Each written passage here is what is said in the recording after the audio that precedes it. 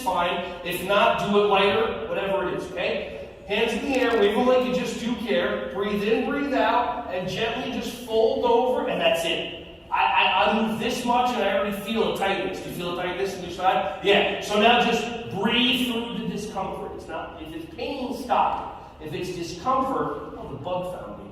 Okay, if anybody knows from the last workshop. Wow, that's amazing. Okay, it's like 1.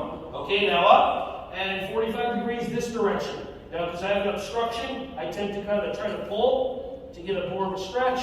Up, 45 degrees this direction. Same thing. Fly, pull. Up, 45 degrees down the middle. Wait, that doesn't make sense. Just down the middle. And then relax. Switch. Breathe in. Breathe out. Let's do a couple wings whirl. We're not worthy. We're not worthy. And hold it. And hold it. And breathing. And breathing.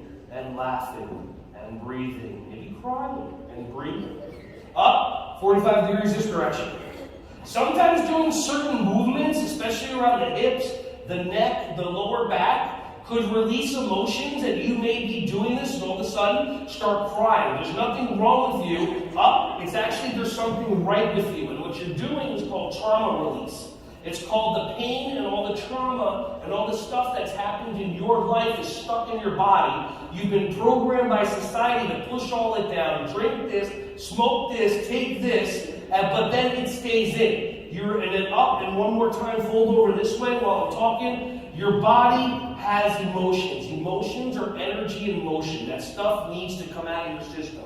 If you have trauma, you feel like you get triggered by something, give me a call, give me an email, let me coach you for a half hour, an hour. I've done magical stuff with people. The first thing they have to do is reach out. And I have so much free time in between coaching and training that I'd love to talk with you further.